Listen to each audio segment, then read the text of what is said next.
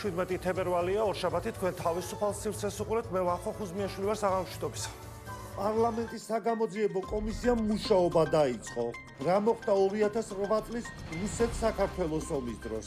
მართალია თუ არა, რომ 2008 წლის ომი ის რამდენიმე დღე იმართებოდა პრაქტიკულად ტელეფონით. თუ რამე მტკიცებულება იყო, ეს მტკიცებულები იყო გაბნეული. ამ ერთიანი координация არ ხდებოდა. კომისიას აინტერესებს, როგორ ტარდებოდა 2012 წლებში საქართველოში არჩევნები. ვინ იქნება დაბარებული კომისიის ხდომაზე, როგორ დადგება სამართლებრივი შედეგი, ვინც უარს ითქვის პასუხების გაცემაზე რა მოხდება. ამ ჩაფეხური კომისიისგან, რომელიც რაღაცას ფაფხურობს ახლა, ჯერ წარმოუდგენელია, საერთოდ წარმოუდგენა არ აქვს გამოძიება როგორ აწარმოებს. მე მინდა ყველა ის პირი, ვინც იქნება მოწვეული ჩვენი კომისიის წინაშე, კაცრად გავაფრთხილო. არ არის საჭირო ცეცხლთან თამაში, უარი კომისიის წინაშე გამოცხადებაზე ისჯება საქართველოს კანონმდებლობით დადგენილი წესით. ოპოზიცია საგამოძიებო კომისიას აკრიტიკებს. მათი მთავარი მოთხოვნა ისევ ახალი არჩევნებია. დღეს თავისუფალ სივრცეში გიორგი გუგავა, ფიქრია ჩიხრაძე, სოსო მანჯავიძე, გურამ მაჭარაშვილი. ხდებით საღამოს 9-ზე თავისუფალ სივრცეში. და დავიწყოთ ლეიბორისტული პარტიიდან გიორგი გუგავა შემოგვიერთდება საღამოშიდობისა. ბატონო გიორგი, მადლობა ჩართვისთვის.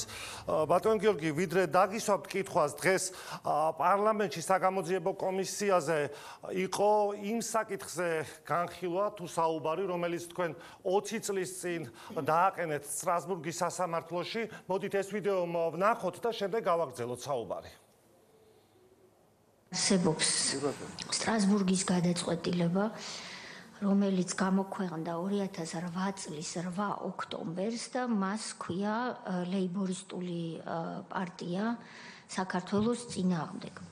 ეს არის ის საჩივარი, სადაც ლეიბორისტულმა პარტიამ უჩივლა სახელმწიფოს და დაადანაშაულა სახელმწიფო მაშინ იმაში, რომ 28 მარტის არჩევნები შედეგები ისე შეაჯამა ცესკომ 18 აპრილის სხდომაზე 2004 წლის, რომ არ იყო ჩატარებული არჩევნები ორ საკმაოდ მოზრდილ ოლქში.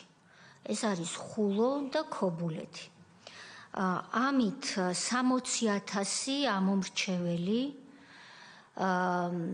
იქნა გარიცხული, გამორიცხული თუ გარიყული საარჩევნო პროცესიდან.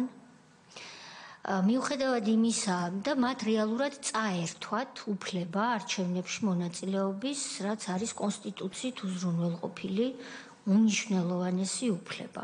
მე მაქვს ერთადერთი კითხვა, ვინ ხელმძღვანელობდა ცესკოს 2004 წლის 28 მარტს? გამიჭირდება გითხრათ რეალურად გაუქმების საფუძველი რა იყო, იმიტომ რომ ამ ეტაპისთვის, იმიტომ რომ შემაჯამებელი ოქმის თანახმად მითითებულია ის, რომ ნამდვილად ქობულეთისა და ხულოს ოლქებში გაუქმდა შედეგები საარჩევნო კოდექსის მოთხოვნათა უხეში დარღვევის გამო, თუმცა სხვა რაიმე დამატებითი კონკრეტიკა არ არის მითითებული, ამიტომ ამ ნაწილში გამიჭირდება რაიმეს მითითება, ნამდვილად საქართველოს ლეიბორისტულ პარტიას ჰქონდა 6.1% ამ არჩევნებში შედეგების. რაც შეეხება თუ ვინ წარმოადგენდა უშუალო კითხვას, შემაჯამებელ ოქმს ხელს აწერს კომისიის თავმჯდომარე ზურაბ ჭიაბერაშვილი, ასე რომ ეს არის აღნიშნული იკვეთება აღნიშნული შემაჯამებელი ოქმიდან.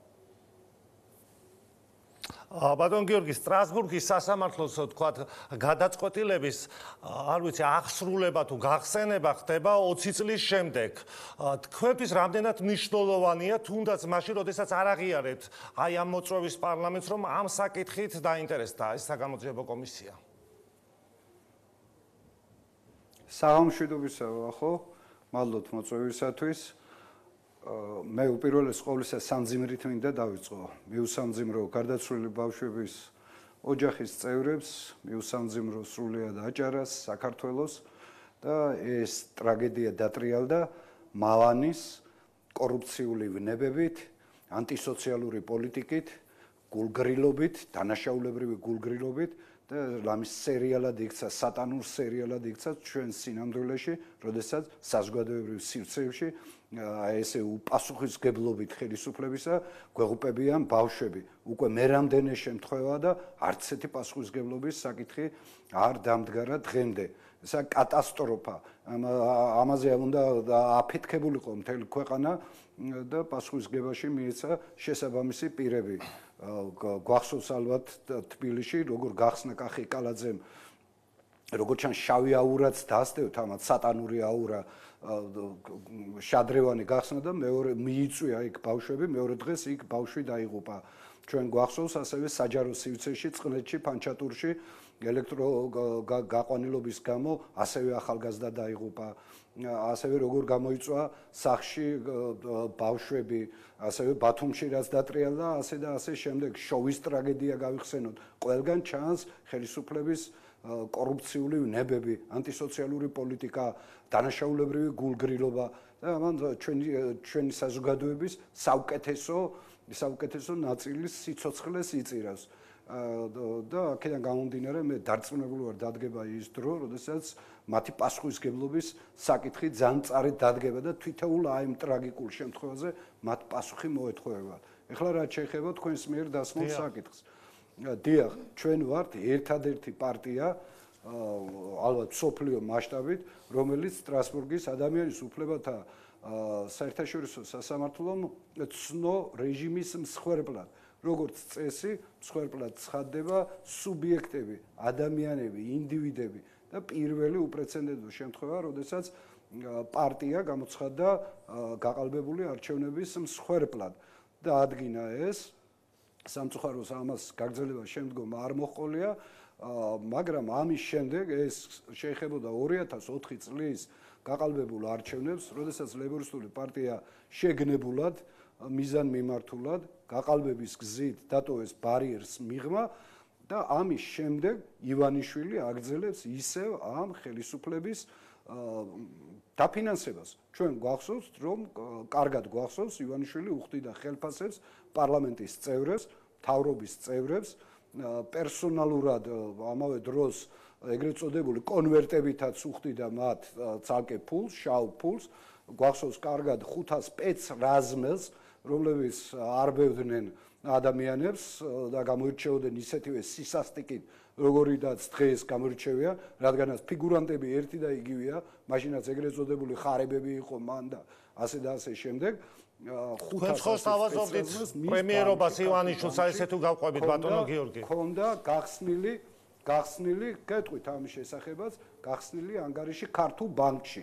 მე მეცაც გეტყვით 7 ნოემბრის დარბევის შემდეგ ბატონმა ივანიშვილმა გარდა იმისა, რომ პრემიები დაურიგა მარბიელებს, ამავე დროს გამოკითხა მათი ოჯახის წევრები და 2 ჩარტერული რეისი საოჯახო ტექნიკით დატვირთული ჩამოიტანა და დაურიგა მათ ოჯახებს.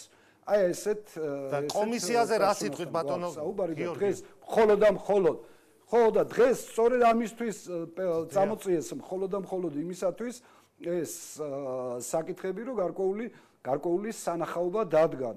ჩვენ ისეთივე მსხვერპლი ვართ არჩევნების გაყალბების, როგორც მაშინ მოხდა, იგივე ივანიშვილის მმართველობის პერიოდში, განსაკუთრებით 2016, 20 და 24 წლებში ჩატარებულ საპარლამენტო არჩევნებში.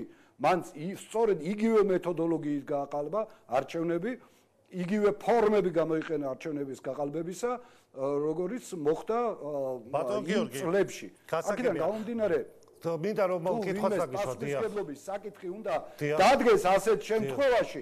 აი სამართლიანად მაშინ ჩაითვლებოდა თუ მაგ ეგრეთ წოდებულ კომისიაზე დაიბარებდნენ ივანიშვილს, დაიბარებდნენ იმ პერსონებსაც, რომლებიც დღეს ოცნებაში არიან გადაპორტირებული და იქიდან აგრძელებენ დანაშაულებრივ საქმიანობას. ანუ ჭია ბერაშვილის დაბარებას ახლა თქვენთვის აზრი აღარა აქვს ბატონო გიორგი?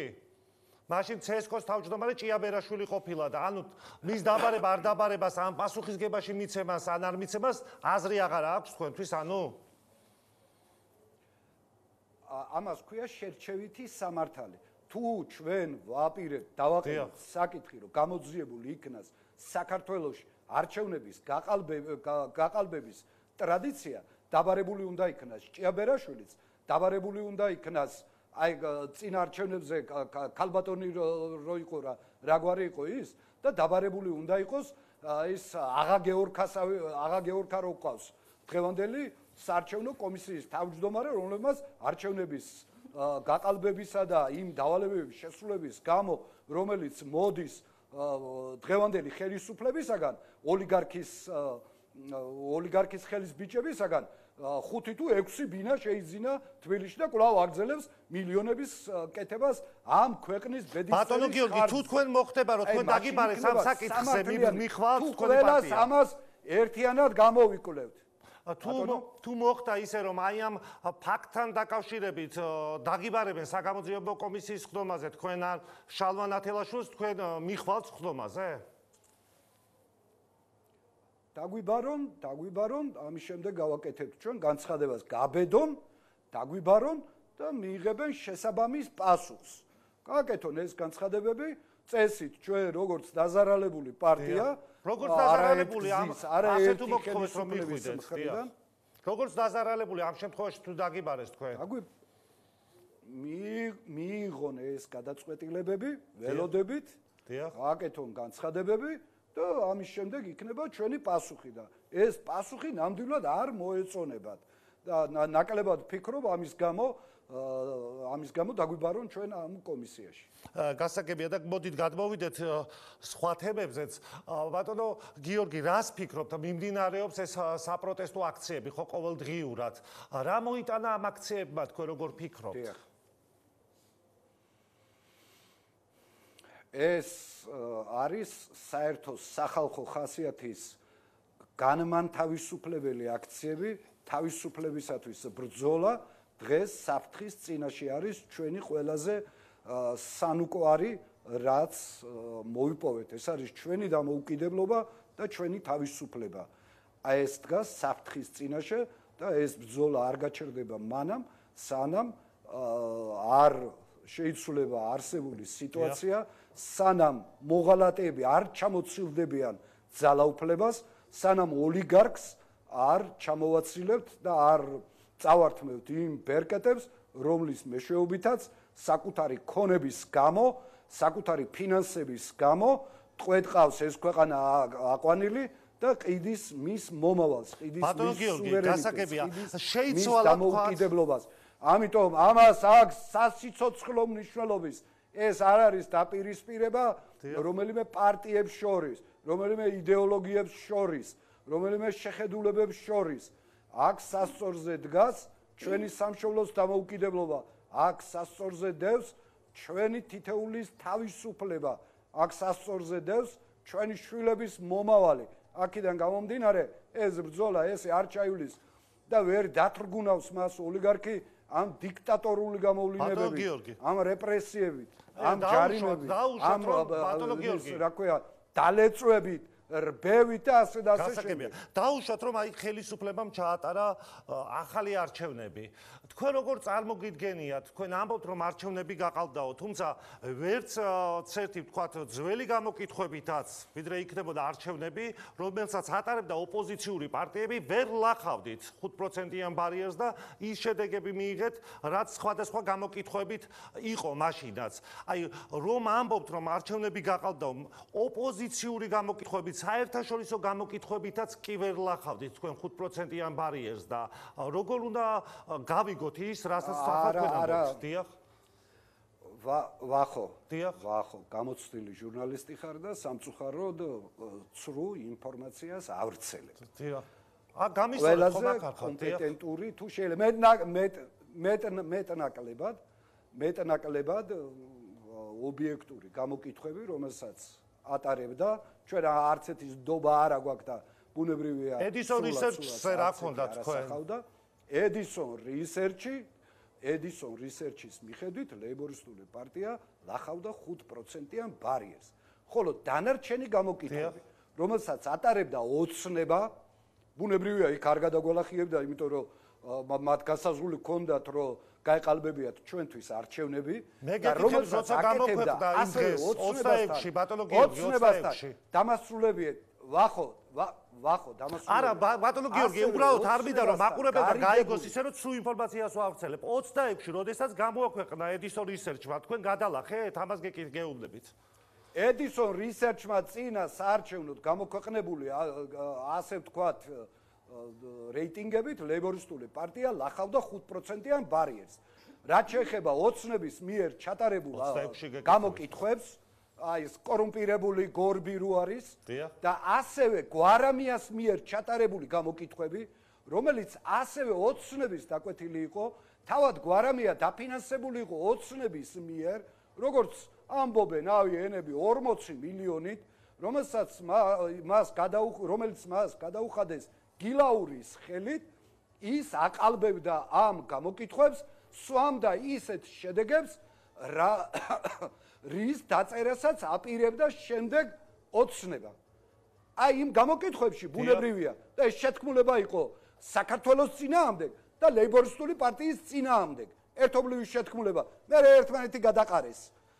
და დაპირდა რომ გილაურს დასვამდა იმად რა ქვია პრემიერ-მინისტრად და თითქოს კოალიციური მთავრობა იქნებოდა. მე ერთმანეთი გადაყარეს. ბატონ გიორგი, ბუნებრივია ისინი არჩევნების წინ მოულოდნელი რომ არ ყოფილიყო ეს შედეგები შესამზადებელი, ასე ვთქვათ, საზოგადოებრივი აზრის მოსამზადებლად წინასწარ აქვეყნებდნენ ასევე ყალბ ეგრეთ წოდებულ გამოკითხვებს და საქართველოში უკვე 30 წელია არანაირი არჩევნები არ ტარდება. აი ამ არჩევნების გაყალბების ნაწილი არის ეგრეთ წოდებული exit poll-ები, ეგრეთ წოდებული გამოკითხვები, ეგრეთ წოდებული რეიტინგები, ვინც უკვეთავს ფულს, იმდენად გათახსირებული ხალხი ყავს ამ სფეროშიც, ვინც უკვეთავს ფულს, აი ესეთი რეიტინგები იწერება. რომელი დაემთხვა, რომელი რეიტინგები ოდესმე დაემთხვა რეალურ განწყობებს საზოგადოებისა, არც ასეთი არ არსებობს. ბატონ გიორგი, როდესაც ნებისმიერ ქვეყანაში ლამის 0.5% ბატონ გიორგი, თუ ანგარის გასაწევი ძალა იყავით, აი თქვენ არჩევნების შედეგებს. თუ ანგარის გასაწევი ძალა თუ იყავით, თქვენ როგორც ამბობთ, ყველა გამოკითხვით, სანდო გამოკითხვით, ყოველ შემთხვევაში აგერ Edison Research-ის წინასწარი გამოკითხვებით ლახავდით აი ამ 5%-იან ბარიერს, მაგრამ 26 რიცხვში კითხეთ მე ოქტომბერს, მაგრამ გავანებოთ ამას თავი.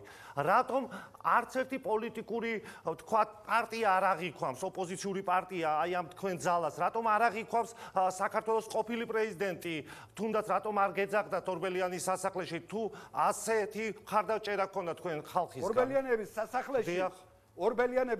ორბელიანების სასახლეში წანწალს ჩვენ თვითონ თქვით უარი. ეს ერთი. ეხლა მეორე. სერიოზული ძალა რო ვარ და მათ წინააღმდეგ რო ვარ და იმ ოლიგარქიის წინააღმდეგ რო ვარ, რომელიც ხელისუფლებაშია და ასევე ოპოზიციაშიც, აი ბანკირების მაფია რო მართავს დღეს ქვეყანას, ამიტომ გადაკეტეს ჩვენთვის ეგრეთ წოდებული ოპოზიციური ტელეარხები. ამისთვის გადაკეტეს. მათ გონიათ რომ თუ გადაკეტავენ, თუ ეკრანზე არ გამოვჩნდებით, ამით ის სიმართლე დაიმალება, გაურიგდებით ოლიგარქს, გავიყოფთ ძალაუფლებას, გავაგრძელებთ ამ ქვეყნის ძარცვას. აი კლასიკური ანუ თქვენ ამბობთ რომ ყველა შეკრულია ბიძინა ივანიშვილთან, ასე უნდა აღვიქვათ? კი, სწორედ მაგას გეუბნებით და მე დასაბუთებას მოგიტანთ ამის. როგორც პოლიტიკური ველი, ასევე ბიზნეს ფინანსური ველი გაყოფილი. წელს ბანკების წმინდა მოგებამ 3 მილიარდი შეადგინა. აქედან 1 მილიარდი წმინდა მოგება მიიღო ხაზარაძემ და დანარჩენი 2 მილიარდი წმინდა მოგება მიიღო ბიზნეს ბანკებმა. აი როგორ აქვს ფინანსები გაყოფილი, ისინი რო ერთმანეთთან დაპირისპირებული ყოფილიყვნენ, ამ ხელმოგებაზე გავიდო და როგორ გონიათ? ასევე გაიყვეს პოლიტიკური ველი. ხაზარაძე წასულია მისი განცხადებით ამ ბიზნესიდან. აი კრიტიკულ სიტუაციაში, ვახო, კიდევ მნიშვნელოვან საკითხს გეტყვი, საკუთარი პირით აღიარა ეს. კრიტიკულ სიტუაციაში როგორ უდგებიან ერთმანეთს? ამერიკის შეერთებულმა შტატებმა გაამზადა სასანქციო სია, რომელშიც შეყვანილი არის მაცოცხლებელი წრე დაარქვა თუ არ ვცდები იმ ბიზნესმენებისა, რომლებიც მხარში უდგანან ივანიშვილს აძლიერებენ მის რეჟიმს. რა განაცხადა ხაზარაძემ ამერიკის შეერთებულ შტატებში რომ იყო წასული, თურმე ჩავიდა იქ ადვოკატირებისათვის, რომ ეს კომპანიები ამოეღოთ, ეს პერსონები ამოეღოთ ამ სასანქციო სიიდან. რატომ? ერთი გობი აქვს. ერთად ყულიფავენ ამ ქვეყანას. ერთად აქვს გაყოფილი როლები გადაინაწილეს უბრალოდ ხალხის გასაბითურებლად. გასასრულებლად. რატო ეძახით მაშინ ხაზარაძეს ერთი ოპოზიცია, მეორე პოზიცია, ვითომ ერთი პროდასავლელია, მეორე პრორუსია. ერთი ბანდა ესენი, ჩემო ახო, ერთი ბანდა და ხომაჩვენა სიტუაცია, ხომაჩვენა გარემოება, მაგრამ ქართულმა ხალხმა ყველაფერი კარგად იცის. კარგად იცის. და თქვენ ნახეთ რა, დამოკიდებულება გააჩნია პარტიის მიმართ, იგივე მისი ლიდერი შალვა ნათელაშვილის მიმართ, სხვათა შორის დღეს დაბადების დღე აქვს და ვისარგებლებ ამ შემთხვევით მიულოცავ. როგორი სიყვარულით სარგებლობს, როდესაც გადის აქციაზე. აბა ნახეთ ეს როგორ იმალებიან ან იმას რა ქვია, ასკაციანი დაცვით დადის დანარჩენები. ვინ დადის, ვინ? გასასვლელი პირი არა. ვინ? დანარჩენი ოპოზიციის წარმომადგენლები. აბა ნახეთ რა სიყვარული და დამოკიდებულება შალვა ნათელაშვილის მიმართ და რა დამოკიდებულება დანარჩენების მიმართ. ხვირს ვერ ყოფენ.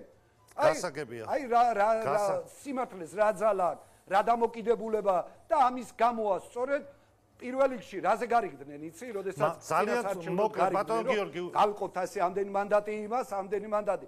პირველ რიგში იმაზე გარიგდნენ, მოდი ლეიბორისტული პარტია დავკეთოთ. მოდი შალვა ნათელაშვილი არ გამოვაჩინოთ ეკრანზე, რო არ განმეორდეს ფანჩატური, რო არ შეგვექმნას სახელმწიფო კრიზისი.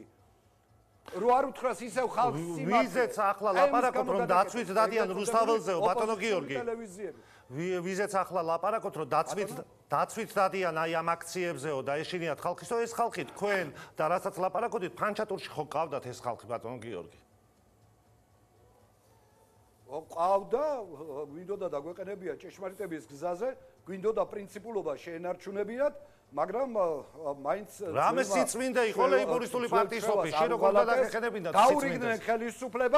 გაურიგდნენ ხელისუფლებას, გავარდნენ პარლამენტში, ლეგიტიმაცია მოახდინეს და ეს რომ არ გაეკეთებინათ, მაშინ ეს ისტორიული ღალატი არ ჩაედინათ, ეს ჭირი ივანიშვილი ოლიგარქია უკვე კარგი ხნის მოხდილი გვექნებოდა 4 წლის წინ ისინი უკვე დასასრულისთვის იყვნენ გამზადებული მაგრამ როგორც ხედავთ მათ პრივილეგიებზე ფინანსებზე მდგომარეობაზე გაცვალეს ხალხის ბედი სამშობლოს ბედი და მივიღეთ ის რაც მივიღეთ მაგრამ გამარჯვებები დიდი გამარჯვებები წინ გველოდება და თქვენ ყველანი ამის მომსწრენი გახდები. მადლობა გიორგი გუგავას, ეს იყო პირდაპირ ჩართვა ლეიბორისტული პარტიიდან გიორგი გუგავა საუბრობდა და ქალბატონი ფიქრია ჩიხაძე შემოგვიერთდა ძლერის საქართველოს ერთ-ერთი ლიდერი საღამოშტობისა.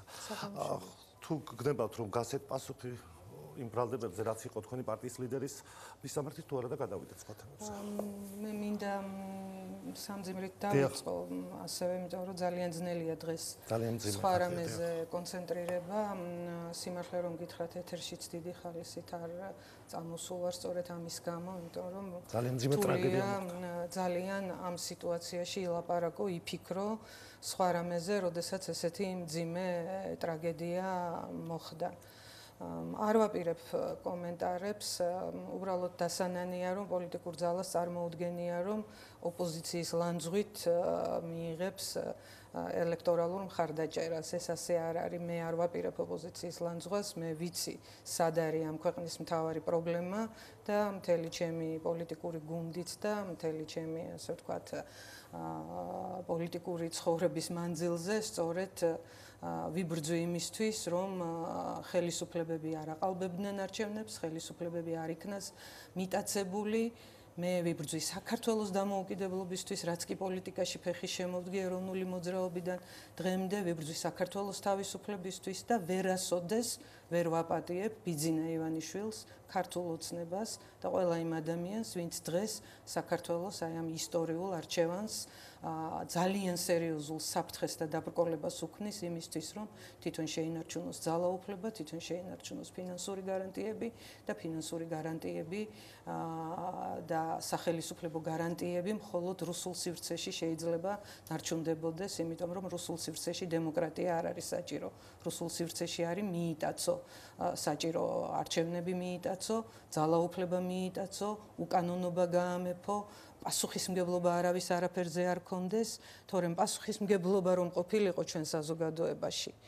ვინმე ერთხელ აი ამ სეთი ტრაგიკული შემთხვევები სამწუხაროდ 1 და 2 არ არის, ძალიან გახშირდა. ვინმე ერთხელ რომ სათანადოდ დასჯილიყო და ეს დასჯა სამართლიანი ყოფილიყო, სამართლიან გამოძიებაზე დაფუძნებული ყოფილიყო და სასამართლო გქონდეს ისეთი, რომელიც არ ექვემდებარება ხელისუფლების კონტროლს და არ ბრიჭდავს პირდაპირ ხელისუფლების დაკვეთით გადაწყვეტილებებს. ჩვენ აღარ ვიქნებოდით ამ ტრაგედიაში რა ტრაგედიაში საკრიტიკებლად არ ხართ მოსული და ახლა არ არის არც ამის დრო როგორც თქვენ საუბრობთ, მაგრამ რატომ ვერ ახერხებს აი თუნდაც ოპოზიცია თქვენ გქონდათ ხომ ცდილობები რამდენიმე პარტიასთან მოახდინეთ ესე თქვათ კოალიციის ასე თქვათ ჩამოყალიბება თუ რაც იყო რომ თქვენი პარტიის სახელიც შეეწირა აი ამ გაერთიანებას, მაგრამ საბოლოო ჯამში ერთიანი ოპოზიციური ფრონტი რატომ ვერ ყალიბდება აი ამ ქვეყანაში ქალბატონ ფიქრია?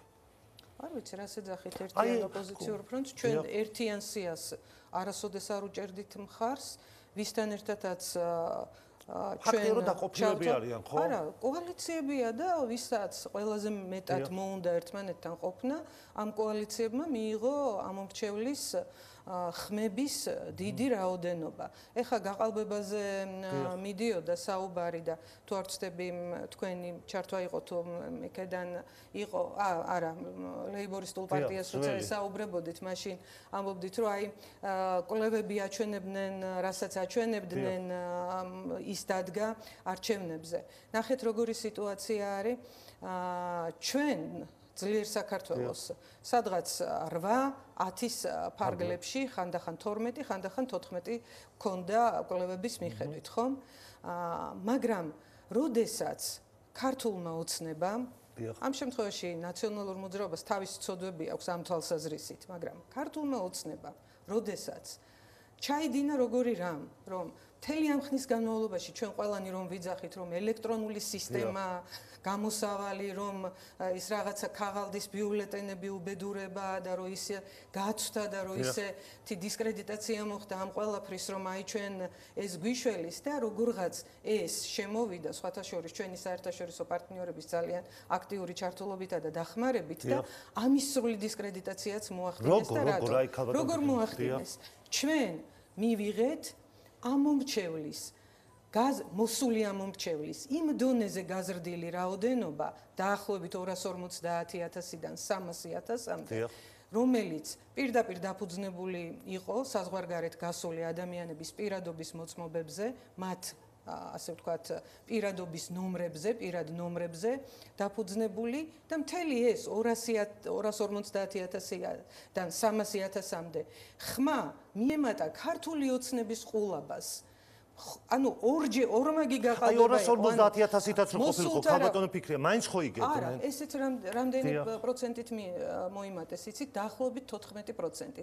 აბა ქართული ოცნების მიღებულ ხმებს გამოაკელით 14% და ნახოთ იგებდნენ თუ არა. აი ეხლა რომ კვლევა გამოხდა 14%-ია, ანუ 300,000-მდე, 250,000-დან 300,000-მდე 14%-ია, ანუ რა თქმა უნდა, მაღალი პროცენტია ძალიან.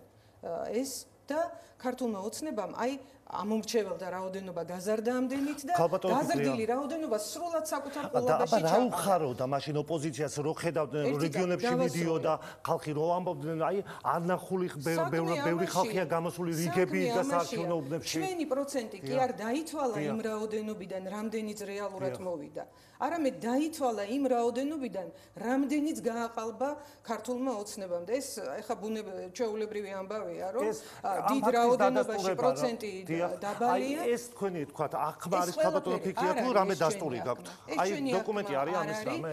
ამ დოკუმენტის რეალურობა და ამ პროცესის რეალურობა თავად დაადასტურა ქართული ოცნების გაჯიქებამ, რომელმაც არაფრის დიდებით არ გახსნა მიუხედავად უამრავი საჩივარისა. მარტო ჩვენ ძლიერმა საქართველოს სხვათა შორის სულავთ რომ ჩვენი სახელი შეეწირა ამას, ჩვენ ძლიერი საქართველოს. მამუკა ხაზარაძემ თქვა რამდენიმე დღის წინ რომ ჩვენ აკმობაზეთ წავედით. და ჩვენი სახელიც არის მოხსენიებული ამაში და ჩვენ ყველა ერთად იმიტომ ვართ რომ ძლიერი საქართველოს გვინდა. ისეთი საქართველოს კი არ გვინდა, როგორც ბიძინა ივანიშვილმა შემოგთავაზა. არა, ვინა თქვა ცუდის და ლელო არსად არ გამქრალა. ლელო ძლიერი საქართველოს ნაწილია და ჩვენ არ ვაპირებთ, რა თქმა უნდა, ამ სახელზე უარის თქმას და იმ თემას რომ დაუბრუნდეთ, მარტო ჩვენ ყველა ოლქი გასაჩივრებული გვაქვს საოლქო კომისიებში, სადაც ყველგან უარი გვეთქვა და გასაჩივრებული გვაქვს სასამართლოებში, სადაც ასევე ყველგან უარი გვეთქვა. ქართულ ოცნებას თუ ის მყარი იყო ოდნავ მაინც თავის გამარჯვებაში და მიღებული ხმების რაოდენობაში, რატომ შეეშინდა იმისა, რომ ვერიფიკაციის აპარატი გაეხსნა და ჩვენ რეალურად დაგვენახა ადამიანები, რომლებიც არიან ქვეყნიდან გასული, ის ადამიანები იმ დღეს იყვნენ თუ არა ჩამოსული. ქალბატონო ფიქრია, ანუ როგორ უნდა გახსნილიყო? დალუქულია ეს ყველაფერი, მთელი მონაცემები წაიღეს და პროკურატურაშია დალუქული, ისე რომ იმას აღარასოდეს არ ვიცი რა ბედი შეიძლება ეწიოს, მაგრამ ცალკეული გამოვლინებები, ოღონდ ცალკეული კი არა,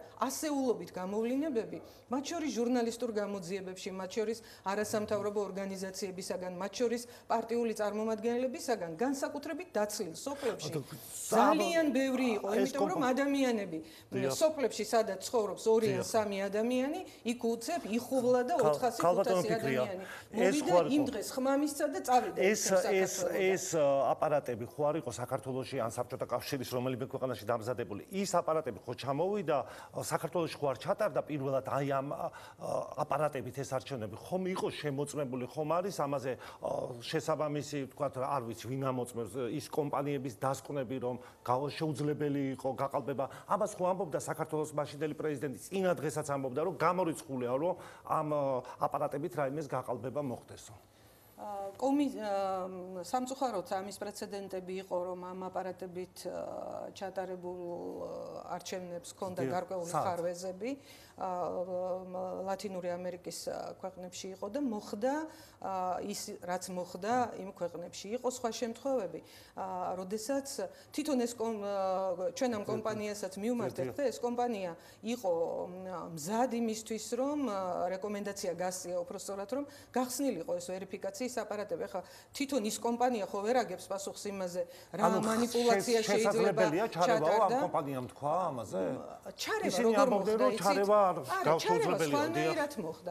აქ პირდაპირ კომპიუტერული მანიპულაცია მოხდა თუ არა? ესეც გამოძიებას უნდა დაედგინა.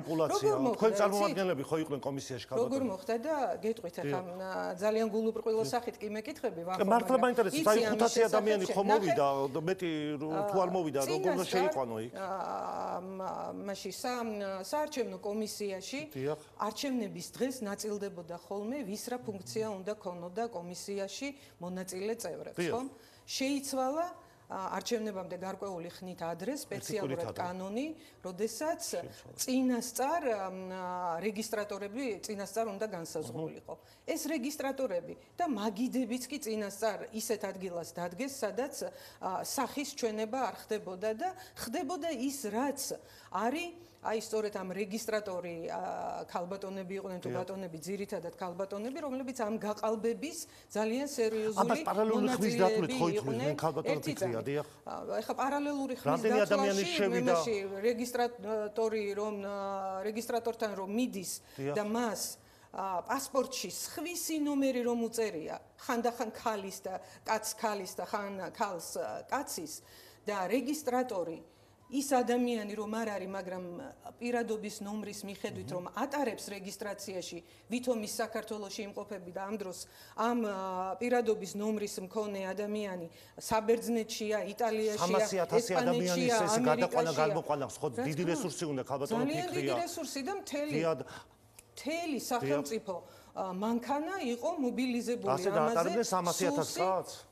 ძალიან მარტივი სალოჯისტიკოა თითოეულ ემაზე უბანზე რო გაანაწილო ეს 300,000 დიდ უბნებზე რაღაცა რაოდენობა მოვა 2 ან 3 ასეული და პატარა უბნებზე მოვა უფრო მცირე რაოდენობა.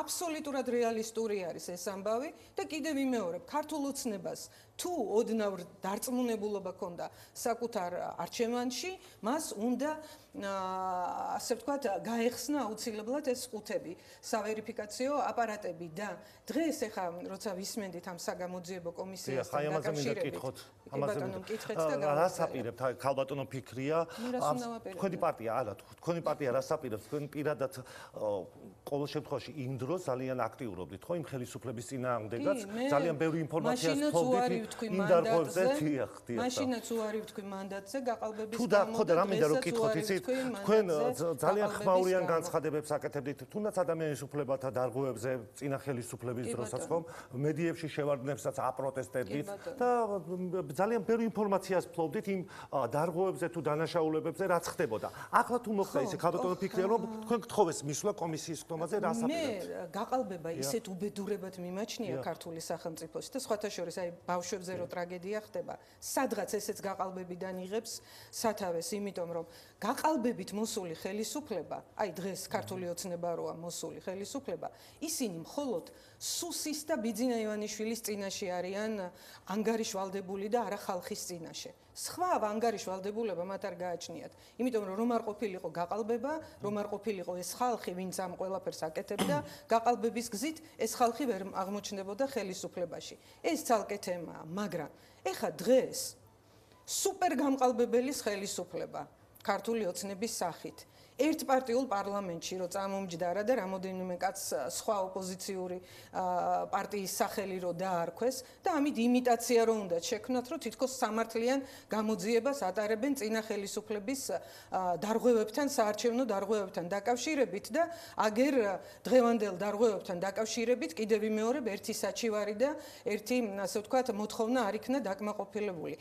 ვის უნდა კონდეს რწმენა ამ ფარსის მითხარით და რაღაცნაირად ახლა დავირაზმოთ და მივიდეთ, რომ იქნება წულუკიანმა გამოიძიოს ნაციონალური მოძრაობის დროს რა დარღვევები ხდებოდა. თუნდაც აი საკითხებზე ქალბატონო ფიქრი, აი რაცაც ვთქვათ საუბრობენ აგერ გუგავაც საუბრობდა, მანამდე მოგვისმენია თუნდაც თქვენი პარტიის ლიდერზე, რომ აი წინა ხელისუფლების დროს TBC ბანკი ვთქვათ ხელისუფლებასთან ერთად ელექტრონიკსი სხვადასხვა თემებზე იყო საუბარი. არ ჯობია რომ ეს საზოგადოება მოისმინოს, თუ ხელისუფლების იმედი არ აქვს. საზოგადოება ხო გაიგებს თქვენ სიმართლეს?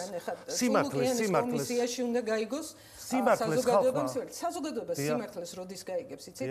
ახალი არჩევნები რომ ჩატარდება, კოალიციური მმართველობა რომ მოვა, ერთი პოლიტიკური ძალა რომ აღარ იქნება ხელისუფლების მმართველობაში და დაბალანსებული დამოუკიდებელი დემოკრატიული სისტემა რომ ჩამოყალიბდება. სასამართლოც რომ დამოუკიდებელი იქნება და თუ საგამოძიებო კომისიის შექმნა იქნა საჭირო, ისიც რო იქნება ხალხის წინაშე ანგარიშვალდებული და არა დღეს ვიღაცა დამკვეთების. მე რა ვიცი ხა, ამათ შეიძლება თბილისის კი არა, რა ქვია, 2008 წლის ომს რომ იძიებენ, შესაძლოა პუტინს უნდათ რომ ასე ამოვნონ, იმიტომ რომ მოხსნან მას ბრალდება და ეს ბიძინა ივანიშვილის გამოსვლებში ბოდიშის სახით მოგვისმენია რომ ბოდიშის მოხდა არის თურმე აუცილებელი. ხო, ბიძინა ივანიშვილმა ბოდიში თუ ოსებზე დაფხაზებს. არა, ხო, მაგრამ იმ ომში თქვა, სადაც პუტინი შემოიჭრა საქართველოში. და ქართველებს ქონიათ თუ დღეს მაგალითად აი ქალბატონო ფიქრია საუბრობდნენ რომ ყოფილი გუბერნატორი რუს გენერლებს ემსახურებდნენ რაღაც ბიზნესმენებიო და რაღაც მითხარით საუბრობენ ამას საუბრობენ მაგრამ არავით არის საუბარი არ ჭირდება ბიძინა ივანიშვილის ინტერვიუები შეგიძლია ამოიღოთ როგორ აფინანსებდა ქართულ ნაციონალური მოძრაობის ხელისუფლებას როგორ შემოქონდა 7 ნოემბრის წინ და 7 ნოემბრამდე დარბევის საშუალებები როგორ იყო ერთ-ერთი ყველაზე აქტიური თანამდგომი და მათ შორის სახელისუფლება მინისტრებს აფინანსებდა თვითონ აქვს ჩვენო მითი მოვიგონეთო რომ ვითომ სოროსი აფინანსებდაო სინამდვილეში მე ვაფინანსებდიო ბიძინა ივანიშვილი დაიბაროს თეა წულუკიანმა მას როგორც ჩანს ისე უნდა ფარაჯის ჩაცმა და ხალხის გასამართლება და რაღაცნაირად არ გაუმართლა ეთყობა პროკურორის სკამზე ვერ აღმოჩნდა რომ ეხა წარმოიდგინა თავი საპარლამენტო სავარძელში ოღონდ პროკურორის ფარაჯით. ქალბატონო ფიქრი, ანუ თუ დადგება ეს საკითხი, შეიძლება კონდეს კომისიას, რომელიც კიდევ ვიმეორებ არის ერთპარტიულ პარლამენტში, რომელიც დაბოლების გარდა არაფერს არ ემსახურება და არის კიდევ ახალი ცირკის შექმნას რომ თითქოს 12 წლის მერე ხელისუფლებაში ყოფნის 12 წლის მერე ნაციონალური რა ვიცი, ვიღა უნდა გაასამართლონ ყველა ორ-ორჯერ, აგერ უგულავა მესამედ გასამართლდა და ეხა გაასამართლონ მაშინ ხარება, მურუსიძე, ჩინჩალაძე, აგერ გითხარეთ ემაზე რა ქვია, ბიძინა ივანიშვილზე და მთელი ამ კომისიაშიც არიან ის ხალხი, ვინც ადრე კოალიციურ ხელისუფლებაზე მინდა გითხოთ, რაზეც თქვენ საუბრობდით. როგორ უნდა მოხდეს იმ შემთხვევაში, თუ დაინიშნა ვადამდელი არჩევნები და იმაზე, რაზეც თქვენ ლაპარაკობდით, თუ ოპოზიცია მოვა და იქნება კოალიციური ხელისუფლებაო. ხედავდით 4 პარტია, რომელმაც გადალახეთ ეს ბარიერი. 4 კოალიცია. დიახ. ერთ-ერთმა თქვათ, არ წამოვიდა იმაზე, რომ ამ დრომდე არ აქვს ჩახსნილი სიები, ხო? აქ თუ ვერ თანხმდება ოპოზიცია, მე როგორ უნდა ვიყოთ დარწმუნებულები, რომ იქ შეთანხმდებით ხელისუფლებაში და ქვეყანას არ შეექმნება კრიზისი. ქვეყანას არ თქვენ თვლით, რომ ჩვენ ქართულმა ოცნებამ თავი რომ მოიკლა საკონსტიტუციო ცვლილებები რო განახორციელა, პრეზიდენტს სრულად რო ჩამოართვა უფლებები და მხოლოდ საპარლამენტო მოდელზე რო გადავედით, ანუ ისინი თვლიდნენ, რომ მხოლოდ ერთპარტიული მმართველობა უნდა ყოფილიყო ქვეყანაში და არა, მე ასე ვთვლი, რომ საპარლამენტო მმართველობა ნიშნავს კოალიციურ მმართველობას. საპარლამენტო დემოკრატიაში, როდესაც კრიზისი იქნება, რითი უნდა განიმოხდოს კრიზისი? აი რამ ახალი არჩევნები? და უნდა ვატაროთ, თუ ეს კრიზისი იქნება, ეს არჩევნები ხშირად? ამის დრო იქნება ქვეყანას. უბედურება არ არის. სამართლიანად ჩატარებული არჩევნები არის წამალი, არის კრიზისის განმუხტვის გზა. და იმის გზაც რომ პოლიტიკური ძალები იყვნენ ანგარიშვალდებული საზოგადოების წინაშე და არა ბიძინა ივანიშვილის თუ გომელაურის თუ რა ვიცი ბოლოს მინდა კითხოთ არ ვიცი შეეფერება თუ არა სიმართლეს და აგერ კითხავთ ანადოლიძის თავად მოწვევა მინდოდა სტუდიაში მაგრამ ბოლო 2 კვირაა ვცდილობ და არ მოსულა ქალბატონიანა ამბობენ რომ ვცელდება ასეთი ინფორმაცია რომ რაღაცა თქვათ დაპირისპირება არის თქვენს კოალიციაში და ის წასული არის. თუ გაქვთ მასთან კომუნიკაცია და ბოლოს როდის იყო პარტიაში და ამით დავასრულებ. არა, ამასთან კომუნიკაცია სულ მაქვს. ჩვენი კოალიცია ჯერჯერობით ჩვეულებრივად არსებობს, ძლიერი საქართველო. თქვენთან არის ანა ამ დრომდე? არც ერთ სხვა განუცხადება და სხვა გადაწყვეტილება ჯერ არ მიუღია. ახალი არჩევნები რომ დაინიშნება, ისევ ეს კოალიცია იქნება, რამე სხვა კონფიგურაცია იქნება. ანუ ანა თქვენთან არის ისე როგორც იყო და არანაირი კონფლიქტის ადგილი არ აქვს, არ გსმენიათ? კონფლიქტი ნამდვილად არ ყოფილა. ანა სხვადასხვაობა. რამე სხვადასხვაობა პარტიაშიც კვეთრი ხო არ არის რამე ლელოშიც გვაქვს ჩვენ აზრთა სხვადასხვაობა და ძალიან ბევრს კამათობთ ხოლმე და კამათის შედეგად ვჯერდებით რაღაცებზე კოალიციაშიც თავისუფლად შეიძლება თუმცა არ ვიცი ამ წუთში რა ზეგულისხმევ კოალიციაშიც რა თქმა უნდა არის აზრთა სხვადასხვაობა და საერთოდ ქართულ ოცნებაში რო არ არის აზრთა სხვადასხვაობა და ოპოზიციაც ვინც არ მე სხვა აზრთა სხვადასხვაობას ვფიქრობ ისეთი რადიკალურად განსხვავებული რამე ხომ არ არა ამ წუთში არაფერი ასეთი არ არის რომც იყოს ამაში ვერანაირ ტრაგედიას ვერ ხედავ ახალი არჩევნები კიდევ ახალ ფიგურანტებს გააჩენს ველზე შესაძლოა რაღაცა გადასხვაფერდეს ვიღაც ახალი ხალხი შემოვიდეს კოალიციაშიც პოლიტიკურ ველზეც საერთოდ და ახალი არჩევნები ამითია საინტერესო რომ დაკონსერვება კი არ ხდება ერთი სიტუაციის არამედ ახალი შესაძლებლობები ეცნობა მადლობა ფიქრია ჩიხრაძეს და უნდა გადავიდეთ ახლა გურამ მაჭარაშვილთან საქართველოს პარლამენტის საგამოძიებო კომისიის წევრთან ბატონ გურამ საგამომშვიდობისა მადლობა ჩართვისთვის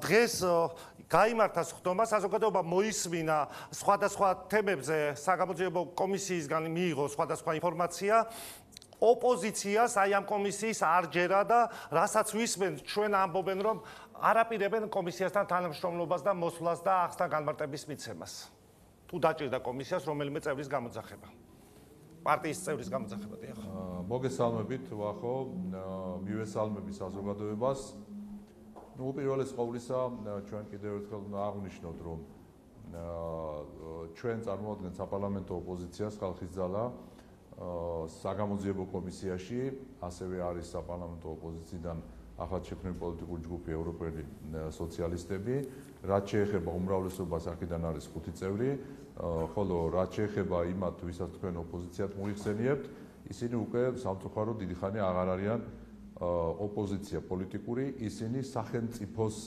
წინააღმდეგებიან და შესაბამისად მიიღეს კიდევაც პასუხი რომ დღეს ისინი აღარ არიან პარლამენტში გამომდინარე იქიდან რომ ისინი არ ცნობენ პოლიტიკურ პროცესებს მათ თავიანთი ამომრჩევლის პატივისცემაც კი არ გააჩნიათ შესაბამისად თქვენ ნახეთ რომ პარლამენტის საგამოძიებო კომისიაში ჩვენ საკმაოდ დინამიურად მივდივართ და დავიწყეთ იმ უწყებებით რომელთა მოსმენა იქნებოდა საინტერესო საზოგადოებისთვის და ასეც მოხდა.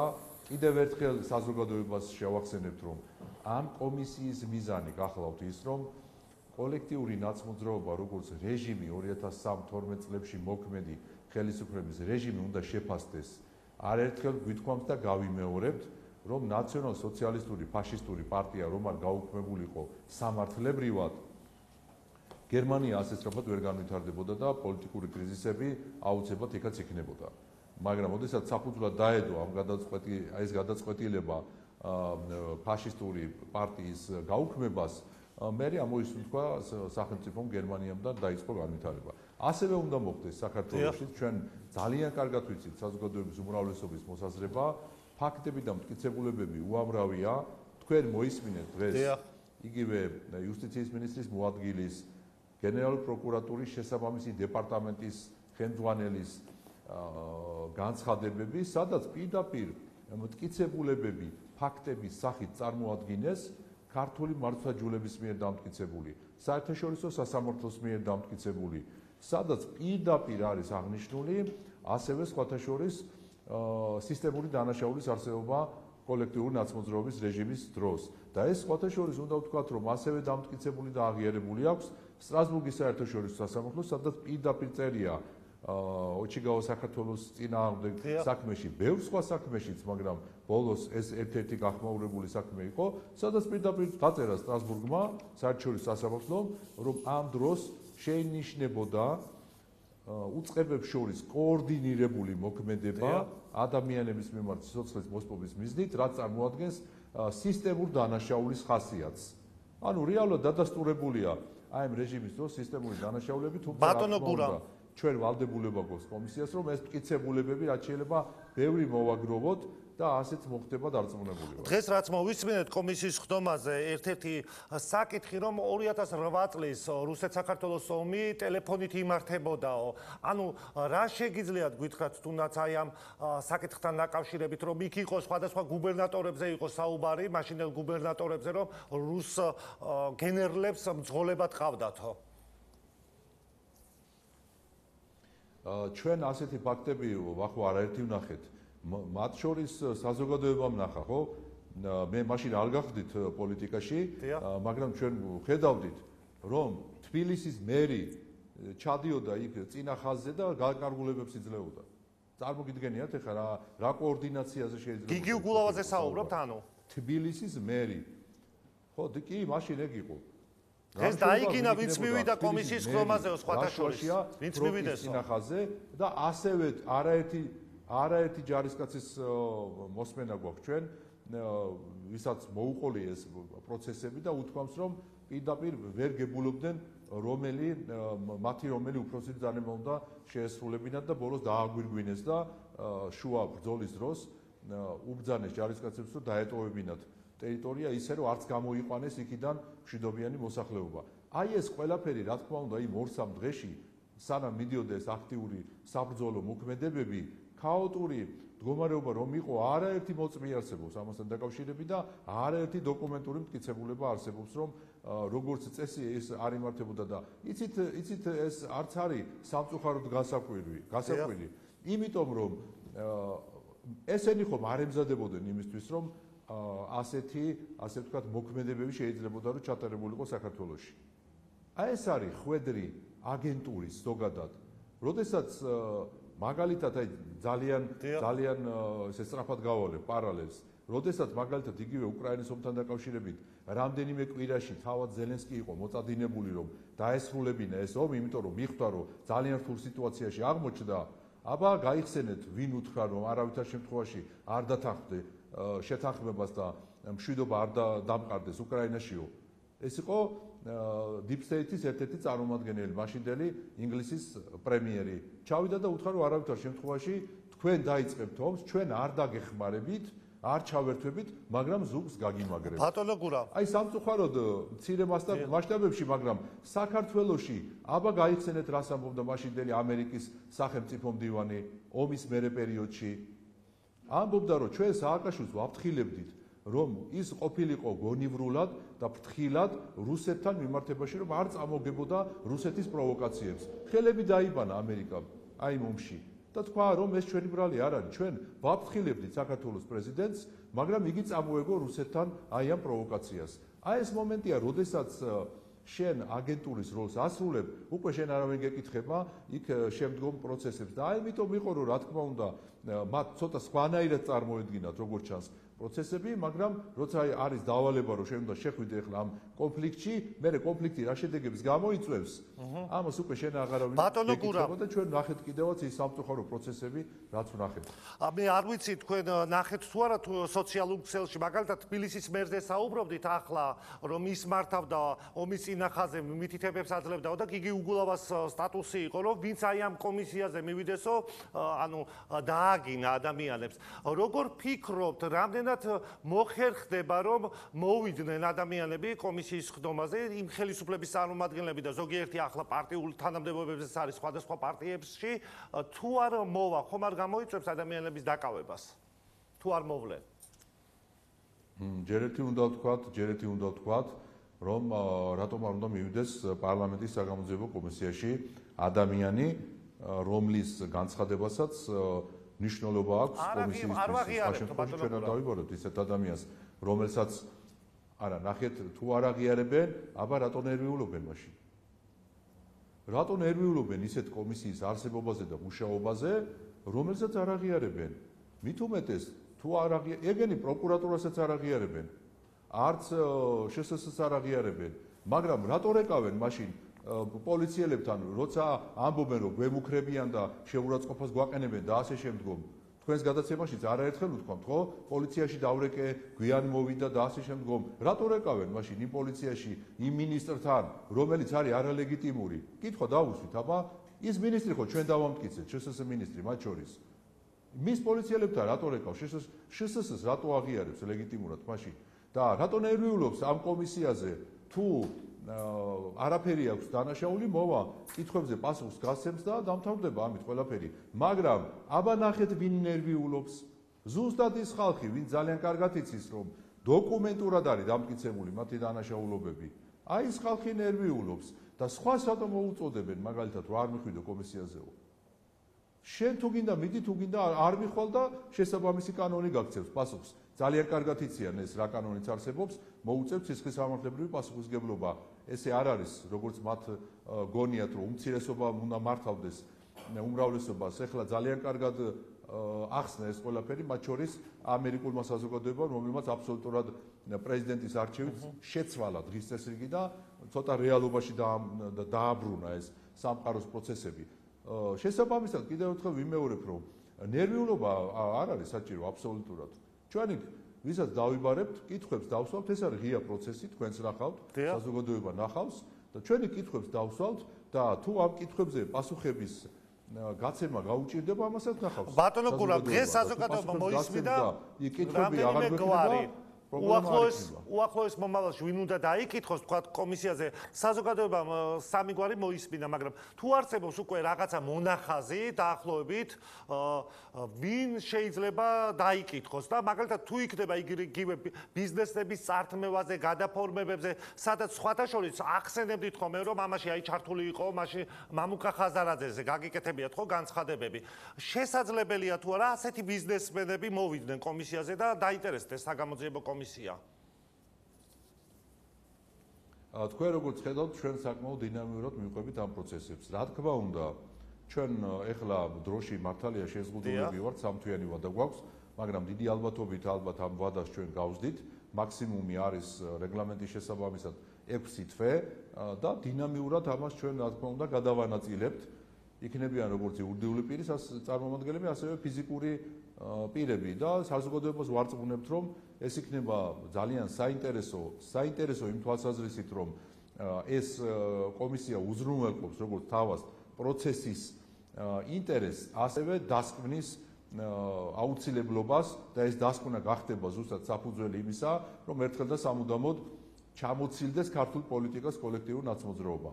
რაც არის მოთხოვნა ქართული საზოგადოების აბსოლუტური უმრავლესობის, სხვათა შორის ვითომ ოპოზიციას რომ უწოდებენ კოლექტიურ ნაცმოძრაობის უკვე სხვა წევრები, ზოგიერთ მათგანსაც თავის დროზე ჰქონდა პრეტენზიები ნაცმოძრაობასთან. ისე ზოგიერთს ეხლაც აქვს, მაგრამ ეთი ძალიან საინტერესოა კოალიციაზე რო საუბრობენ და ნაცმოძრაობა არ მოგწონსო რომ ამბობენ რანაირად უნდა მოახდინონ კოალიცია ნაცმოძრაობასთან ეს კიდე ცალკე საკითხია მაგრამ რა თქმა უნდა სავარაუდო ფიზიკური პირები ჩვენ ყოველთვის გვყავს შემდგომ კომისიაზე ვინც უნდა გავძახოთ მაგრამ კიდევ ერთხელ ვიმეორებ ამას საზოგადოება შეიტყობს ხოლმე ну რამდენიმე დღით ადრე ისევე როგორც ის ადამიანი ვისაც ჩავთვლით საჭიროდ რომ ამ კომისიას ბატონო გურამ გასაგებია მოსმენა კიდევ ერთხელ ბატონო გურამ ძალიან ცოტა დრო დაგვრჩა და მინდა რომ მოვასწრო ბოლო შეკითხვა და მაქსიმალურად მოკლედ რომ მიპასუხოთ მამუკა დინარაძის განცხადება მოვისმინეთ ახლა რომელმაც თქვა რომ სისხლის სამართლის კოდექსში უნდა დაემატოს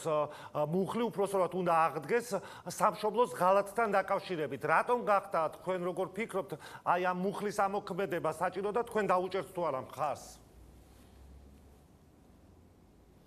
ჩვენ გქონდა წინასწარი კონსულტაციები რა თქმა უნდა თვითონ საპარლამენტო ოპოზიციაში ჩვენთან ხალხის ძალაში შემდგომ გქონდა ჩვენ ხალხის ძალას თვითონ კონსულტაციები ქართულ ოცნებასთან და მინდა გითხრათ რომ ეს თავიდანვე იყო ჩვენი სურვილი ამის ამ მუხლების აღდგენის თუმცა რაღაცა ასე ვთქვათ პროცესები იყო რომელმაც გადადო ეს საკითხი მაგრამ ეხლა თუ ქართული ოცნებისგან იქნება ეს ინიციატივა რა თქმა უნდა ჩვენ ამას ხარს დაუჭერთ კიდევ ერთხელ ვიმეორებ ჩვენ თავის დროზე ვიყავით ამის მომხრე და მე გეტყვით ახლა რატომ მოხდა თავის დროზე აი ამ მუხლის ამ დასახელების და ამ შინაარსით ამოღება სისხლის სამართლის კოდექსიდან ომამდე რამდენიმე თვით ადრე როგორც ჩანს თქვენ კარგად იცით უკვე და გამჟღავნდა ეს აღარ არის უკვე დიდი საიდუმლო რომ Deep State იგივე გლობალური ომის პარტია მოქმედებს საკმაოდ მასშტაბურად შესაბამისად მათი აქაური წარმომადგენლებიც კარგად თვლიდნენ იმას რომ დიდი ალბათობით საქართველოშიც უნდა მოეწყოთ პროვოკაცია რუსეთთან და აქაც უნდა მომხდარიყო ეს საომარი მოქმედებები შესაბამისად გამომდინარე აქედან ბევრი რაღაცა ისეთი იქნებოდა გასაკეთებელი რომელიც შეიძლება მაშინდელ ხელისუფლებას პრობლემას შეუქმნიდა თუნდაც იმ თვალსაზრისით რომ სამშობლოს ღალატი როგორც ასეთი მუხლი ყოფილიყო სისხლის სამართლის კოდექსში და ამიტომ მოახდინეს ამ მუხლის ამოღება მაშინ როდესაც რა თქმა უნდა ომის დროს უკვე ბუნებრივია რომ ნებისმიერ ისეთი ნაბიჯი რომელიც არ შეესაბამება შენი ქვეყნის ინტერესებს და შეესაბამება სხვა ქვეყნის ინტერესებს ბუნებრივად მოხდება რომ გასამართლები ამ მუხლით თქვენ დღეს ნახეთ რომ იუსტიციის მინისტრის მოადგილემ ჩემ შეკითხვაზე პასუხი რომ ის ოქროს მტკიცებულება ისკანდერის სახით რომლის აღმოჩენის გარეშე ჩვენ წავაგებდით რუსეთთან საერთაშორისო სასამართლო პროცესს აღმოჩნდა რომ არათუ არ მოძებნეს არამედ საერთოდ გააკრეს საქართველოსთან და რომ არა აი ქართული ხელისუფლების ესეთი დაჟინებული პროცესების ჩატარება და მათ შორის პარტნიორ ქვეყნებთან და ასე შემდგომ ეს ოქროს მტკიცებულება ვერ იქნებოდა მოპოვებული. წარმოიდგინეთ 2008 წლიდან 2012-13 წლამდე 5 წელი იყო გასული და არაფერი მსგავსი არ გაუკეთებია მაშინდელ ხელისუფლებას. აი ეს იყო ზუსტად ის საფუძველი ის გამოც გააუქმეს თავის დროზე ეს მუხლი. მადლობა ბატონო გურამ, მადლობა გურამ მაჭარაშვილს უსმენთ პარლამენტის საგამოძიებო კომისიის წევრს და ბატონო სონსო მანჯავიძე შემოგვიერთდა სახელმწიფოების საკითხებში. მადლობა. მოდი დავიწყოთ აი ამ საგამოძიებო კომისიით. თქვენი შეფასება მაინტერესებთ, რამდენად არის ამის დრო და რამდენად არის საჭიროება ამ კომისიის მუშაობის? ამის დრო მაშინვე იყო, როდესაც ეს ავანტიურა მოხდა და ყველა ღია ეთერში უყურეთ ამას ყველაფერს. ხო ჩვენ ხომ ყველა განცხადება მახსოვს მე პირადად რას ამბობდნენ ის რომ დაიწყეს ოპერაცია და უკვე იმასთან იყვნენ ქვია უკვე ცხინვალი დაკავებული იყო და როგის გვირავთან იყვნენ რომ დაიწყო კონსტიტუციური წესრიგის აღდგენა და ასე შემდეგ ხო ყურაშვილის განცხადება გვაცხობს სააკაშვილის განცხადება გვახსოვს სხვა ჩვენ ეს იქ დაუშვათ ის ომის დასაწყისი ღია ეთერში და მე თქვენს რომ ეს არაფერი არ გინახავთ თქვენო და სხვანაირად იყო ყველაფერი და ის დღე არ იყო და საერთოდ მართალია ეხლა ევროპაში ვერაფერი ვერ თქვენს მაგრამ ხალხს ჩაუნერგეს რა უნდა დაადგინოს ბატონო ბევრი ამბობს იმას რომ ახლა იქით არ წავიდეს პროცესები რომ ომი ჩვენ დავიწყეთ და არა რუსეთმა ეგ ახლა ომი ჩვენ დავიწყეთ თუ არა მაგი არის რეზოლუცია და იქ წერია, ამათ აქვთ ხელი მოწერილი. ომის დაწყებაზე კი არ არის აქ ლაპარაკი, აქ არის ომის ცხელ ფაზაში გადაყვანაზე, რომლის პროვოცირებაც მოახდინეს ამათმა. ეს იყო და ეს. ომი ჩვენ დავიწყეთ, რა მნიშვნელობა ეგ არის, ომი ჩვენ დავიწყეთ, ეგ არის ჩვეულებრივი. ანუ ჯარს არ დააბრალონო, დიახ. ხო, ჯარს არავინაირს არ დააბრალებს, საერთოდ ომი ბრალდება პოლიტიკურ ხელმძღვანელობას. ეს ჯარი რა შუაში ჯარი ასრულებს ბრძანებებს. იმ შემთხვევაში თუ ჯარი დაუშვათ რაღაც ადისტურად იქცევა და რაღაც ეს სხვა თემა არის. აბსოლუტურად განსხვავებულია და ეს უნდა გავმიჯნოთ ერთად. ანუ რა უნდა დადგინდეს ბატონო სოსო? რა უნდა დადგინდეს, რომ ამათი პროვოკაციული მოქმედებების შედეგად მიზანმიმართული რაღაც ასრულებდნენ რაღაც გარკვეული მეებს, ბრძანებებს საზღვარგარეთიდან ქვეყანა ჩაითრიეს სრულად წარმოუდგენელ ავანტიურაში, ხომ? ახლა მხოლოდ იდიოტს შევეძლო წარმოედგინა და საერთოდ უცოდინარს და უმეცარს რომ დაუშვათ ახლა ჩვენ დავიწყებდით ამ ოპერაციას, როცა იქ იყო სამშვიდობო ძალები, რომლებიც ჩვენი მანდატით იყვნენ იქ სხვათა შორის, ჩვენ ქონდა ხელი მოწერილი და გავუგრძელეთ იმ წლის 2008 წლის თუ არ ვცდები ივნისში. გავაგრძელეთ ეს მათი იქ ყოფნის მანდატი და იმ შემთხვევით თანაც რო წარმოვიდგინოთ კავკასიაში რა ხდება და რა რეალიები იყო, რო წარმოგვიდგინე ახლა ჩვენ რომ დაუშვათ ჩვენ შეუთანხმებელი და ძალოვანი მოქმედებები შეგვჭებოდა. დიახ. ახლა სამხედრო თვალსაზრისით ახლა საქართველოს ომი რუსეთის ფედერაციასთან ეს რომ სრული აბსურდი და სიგიჟეა, მე მგონი ეს 5 წლის ბავშვსაც ესმის, ხომ? გარდა რა თქმა უნდა ჩვენი ეგრეთ წოდებული გაცხელებული ოპოზიციისა და საერთოდ ხიბში მყოფი ადამიანებისა, ხო? ანუ პირდაპირ ქვეყანამ შეატოვეს ამ გამძვინვარებულ ეს კომისია ბატონო სოსო თქვენ როგორ ფიქრობთ სამართლებრივად უფრო მნიშვნელოვანია სამართლებრივად დადგეს საერთოდ მარტო ამონთან დაკავშირებით არა იმ ფაქტებზე რაზეც არის ხომ ხო საუბარი ადამიანის უფლებათა დარღვევის ფაქტებზე და 1000 სისტემური ბრალდება იყო ხო მაშინდელი ხელისუფლების მისამართით პოლიტიკური შეფასება ახლა უფრო მნიშვნელოვანი თქვენ როგორ ფიქრობთ თუ სამართლებრივი რეაგირება უფრო მოხდეს ორივე პოლიტიკური შეფასებაც უნდა იყოს რა თქმა უნდა ეს იყო ტერორისტული რეჟიმი ჩვეულებრივი ტერორისტული რეჟიმი იყო რა ახასიათებს სახელმწიფო ტერორს საერთოდ სახელმწიფო ტერორს ახასიათებს მოსახლეობის დაშინება თვალთვალი ესე იგი იმების მანიფესტაციების აკრძალვა და მათი სასტიკი დარბევა დაპატიმ პოლიტიკური ნიშნით დაპატიმრებები წამებები ციხეში ეს ყველაფერი იყო და ბიზნესის ტერორი და ასე ახლა ამბობენ ის ხო რასაც თქვენ ვთქვათ წინა ხელისუფლებას უყენებდით ახლა ოპოზიცია ამას ამბობს ამ ხელისუფლებაზე ნუ ახლა მიზეზშედეგობრივი კავშირების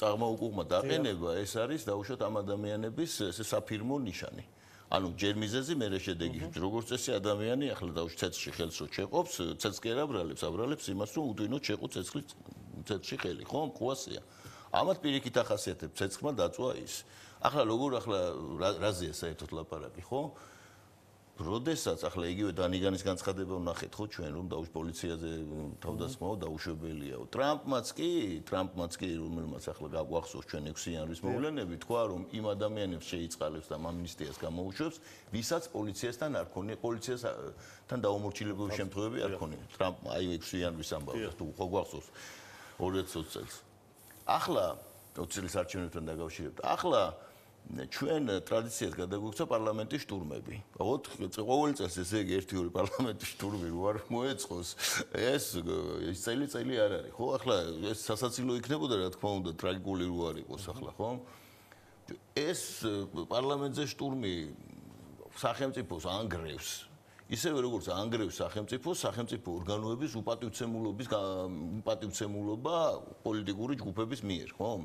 ეს არის უმუშავებს თელ საზოგადოებას სამართლებრივ ნიჰილიზმს.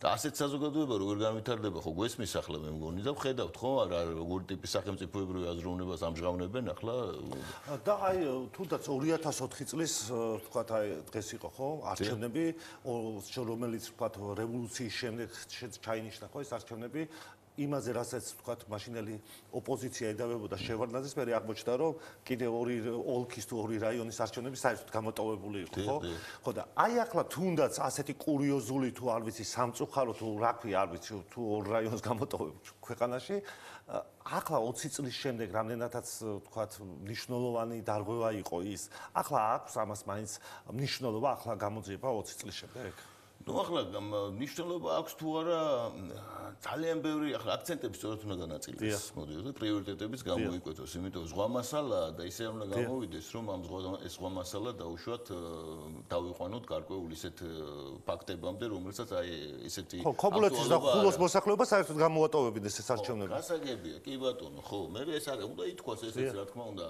ცუდი არ არის და მე დარწმუნებული ვარ ისეც გამოძიებულია და მასალები დევს და უბრალოდ უნდა გამოცოცხლდეს და მტვერი გადაიფერტყოს. უბრალოდ ერთხელ და სამუდამოდ ეს გადატრიალებების პრაქტიკა საქართველოში თუ გვინდა ჩვენ რომ შევდგეთ როგორც სახელმწიფო, უნდა შევწყვიტოთ და გარდა ამისა ეს დესტრუქციული ჯგუფები, რომლებიც მუდმივად იმართებიან საზღვარგარეთიდან და სხვანაირად შეუძლებელიც არის, ხო, ნებისმიერ გადატრიალების უკან სხვათა შორის ხო გარეძალა დგას ჩვენნაირ ქვეყნებში. ეს არის აქსიომა მე მგონი და ესენი ერთხელ სამუდამოდ უნდა შევაწყვეტინოთ ამათ ეს, გადაუკეთოთ ამათ დაფინანსების წყაროები და რაღაც კრიტიკულ მედიებს და რაღაცებს რო იძახიან და სინამდვილეში ტოტალიტარული და ფაშისტური ლიბერალიზმის მარგინალური წარმომადგენლები რომ არიან, ხო, ეს უნდა საზოგადოებამ კარგად გაიგოს. ეს რა თქმა უნდა არ ხსნის არ არის ინდულგენცია ხელისუფლებისთვის. ხელისუფლებას უნდა ყავდეს ჯანსაღი, უნდა პოლიტიკური ბრძოლა უნდა იყოს ჯანსაღი, ეგ ამას ვამბობ მე. რა თქმა უნდა უამრავი შეცდომა აქვს ხელისუფლებას, უამრავ რაღაცაზე შეიძლება მისი კრიტიკა, მაგრამ ის რასაც ესენი აკეთებენ ამ პოზიტიურ კრიტიკას შეუძლებელს ხდის საერთოდ, ხო, რაღაც განუწყვეტლივ ერთი და იგივე მარაზმში გვაცხოვრებენ, ხო, აი როცა ნებისმიერი ტრაგედია ხდება პოლიტიკური ქულების დაწერის საშუალება. სამწუხაროდ ბევრი დრო არა გვაქვს და მინდა ორი შეკითხვა კიდე მოვას, რომ ის რაც ხდება, თქვათ, ტრამპის მოსვლის შემდეგ, თქვათ, ის განცხადებები, ევროპის გაკრიტიკება, თქვათ, უკრაინაში მოითხოვს, რომ რაც შეიძლება სწრაფად შეწყდეს ეს ომი, ხო? რა შეიძლება, რა ხაზები შეიძლება გადმოვიდეს და გავრცელდეს ჩვენს ქვეყანაზე? ნუ ახლა ეგ ევროპის კრიტიკა კი არ არის, ეს არის ფაქტიურად რევოლუციური, აი მიუხედავად საერთოდ რევოლუციური სიტყვები ისმის ხოლმე, როგორც მაგალითად 2007 წლის პუტინის სიტყვა, ხო, რომელსაც შეცვალა გარკვეულწილად გეოპოლიტიკური რეალიები და ახლა ვენსის სიტყვა ალბათ უფრო დიდი მნიშვნელობის არის რა ვენსი რას ამბობს და რა თქვა მან რომ ეს არის ტოტალიტარული ფაქტიურად გაერთიანება სადაც ლოცვის გულისთვის ადამიანებს იჭერენ ხო სადაც პოლიტიკური ხალხის ნების გამოხატვის საშუალებას არ აძლევენ სადაც გამოხატულ ხალხს აუქმებენ უკვე შემდგარ არჩევნებს და ასე შემდეგ ამას ამბობს ვენსი ხო რა თქმა უნდა ამან გამოიწვია კოგნიტიური დისონანსი გამოიწვია დაუშვათ იმ ადამიანებში რომელსაც ეს დასავლეთი წარმოედგინათ რაღაც ესე ვთქვათ ჰომოგენურ გაერთიანებას სადაც ნუ მარტო ესე ვთქვათ ერთიანობა და სიამტკბილობა არის გარწმუნებს რომ ეს ასე არ არის და რა უთხრა ვენსმა და რა თქვა ტრამპმა უბრალოდ როგორი ის მიიღო ევროკავშირმა რომ უფლებას გაძლევთ იყიდოთ ჩვენგან იარაღი უკრაინისთვის უფლებას გაძლევთ იარაღი იყიდოთ ჩვენ დახმარებას ვწყვეტო რატომ აკეთებენ ამას ხომ გასაგებია ხა დაახლოებით ხო და რა ვექტორები წამოა ხვალ იწყება საუდის არაბეთში მოლაპარაკებები სადაც ერთმანეთს ხვდებიან რუსეთის და შეერთებული შტატების წარმომადგენლები რამდენიც ზელენსკი კიდე თურქეთში ჩადის თუ არა ზელენსკი ახლა რა თქმა უნდა ზელენსკი შეატყობინებენ იმის შესახებ რა გადაწყვეტილებებს მიიღებენ რა თქმა უნდა ის რომ ახლა რესპუბლიკურ პარტიას და რუსეთის დღევანდელ უბრალოდ ამ მაგას მოძრაობას და რუსეთის დღევანდელ ხელისუფლებას აქვს გარკვეული თანხმედრის წერტილები სოფლიო პრობლემატიკასთან დაკავშირებით ეს ცნობილია. ჩვენ ერთი რამე უნდა გავითვალისწინოთ იგივე მაგას მოძრაობისთვის ევროპის ეს ტროცკისტულ-ლიბერალური მთავრობები უფრო დიდი მტრები არიან ვიდრე დაუშვათ იგივე პუტინის ხელისუფლება. ეს ნათლად უთხრა ვენსმა სხვათა შორის რომ თქვენი თავარი მტერი თქვენ შიგნით არისო თქვენ ხართ და რაც უთხრა ახლა ვილაპარაკი ხო? ანუ ღირებულ ევროპა დაცილა თავის ღირებულებას და რატო უნდა ვიყოთ ერთადო? აი ამ მოცემულობით დამთავრდა ომი. თქვენ როგორ ფიქრობთ რა ხაზებში დარჩება ეს უკრაინა მაშინ? უკრაინა ამ ხაზებში როგორც სურდათ დაუშვათ როგორც წარმოსახავენ რომ ის 91 წლის საზღვრებში ან 22 წლის საზღვრებში ის ვეღარ დარჩება ცხადია. ანუ მომდე საზღვრებში. მომდე საზღვრებში ვეღარ დარჩება ვერცერთ კათოლაში. ახლა ჩვენ ვთვლით დაუშვათ უნდა წარმოვიდგინოთ რომ არსებობს ალბათობები ხო ახლა ანუ 20%-იანი ოკუპირებული ტერიტორია შეიძლება მიიღოს. არა 20%-იც არ არის მან კიდევ უფრო რთულად არის საქმე ვინაიდან უკრაინის რომ შეწყდეს ეს დაუშვათ საბრძოლო მოქმედებები გაცილებით დრამატული მოვლენები მერე დაიწყება ვინაიდან უკრაინის ეკონომიკა ინდონეზია დაზიანებული მოდი ასე ვთქვათ რომ ის ვეღარ უზრუნველყოფს მის ანუ ფუნქციონირებას. გარანტიების მიიღებს შეიძლება დაიწყოს ქაოსი და ქაოსის შემთხვევაში ის უკვე პასუხისგებლობის ზონებად გადანაწილდება პირველ ეტაპზე. ანუ ფიქრობთ რომ ევროპამ შეიძლება მიატოვოს უკრაინა ამ არა, ევროპას თვითონ აქვს ძალიან სერიოზული პრობლემები, როგორც ეკონომიკური, ხლევ ევროპის ეკონომიკის ტრადიციული ბაირახტარი, ასე ვთქვათ. მე ბაირაღი გერმანია არის რეცესიაში შედის და უმძიმეს მდგომარეობაა, იმიტომ რომ ევროპის და კერძოდ განსაკუთრებით გერმანიის საექსპორტო და ტექნოლოგიური პოტენციალი ჩვენ ვიცით ხო რაც იყო და როგორც იყო. ახლა წარმოვიდგინოთ რომ ტრილიონს 300 მილიარდიანი ექსპორტი რომელიც გერმანიას ჰქონდა დაუშვათ და ეს კაცილებით მეწყიდიდა ვიდრე დაუშვათ ყიდულობდა ხო რას ეყნობოდა იყო რუსული იაფი ნედლეულია ამერიკის ბაზარი ჩინეთის იაფი მე ის რა ქვია ექსპორტი ანუ იმპორტი და ამავე დროს ესე იგი თავი ტექნოლოგიები 4-ვე ამ მიმართულებით ესე იგი ძალიან მძიმე სიტუაციაა და ჩვენთვისაც ეს ძალიან ცუდია თუ გერმანიის ეკონომიკა და ევროკავშირის ეკონომიკა ასე მძიმედ დაზიანდა როგორც უპირებენ სხვათა შორის და უპირებენ ვინც უპირებს ვისაუბრეთ ჩვენ იმიტომ რომ ჩვენ ევროკავშირის ბიუროკრატიას ვერ ვიტანთ მისი ასე ვთქვათ ტროცკისტული იდეოლოგიური სიგიჟეების გამო რაც აშკარად ჩანს მე მგონი ყველამ დაინახა გარდა ჩვენი ესე იგი ზოგიერთი თვინგაცხელებული ლიბერალისა ხო ჩვენთვის სტრატეგიულად მნიშვნელოვანია რომ გერმანია საფრანგეთიც ეს სახელმწიფოები განვითარდნენ და ჩვენ მათთან უდიდესი კულტურული და ეკონომიკური კავშირები გვაქვს ჩვენ და ეს უნდა გაგრძელდეს. მადლობა ბატონ სოსო, სოსო მანჯავიძეს უსმენდით 4 შაბათ შეხვდებით და ყოფს.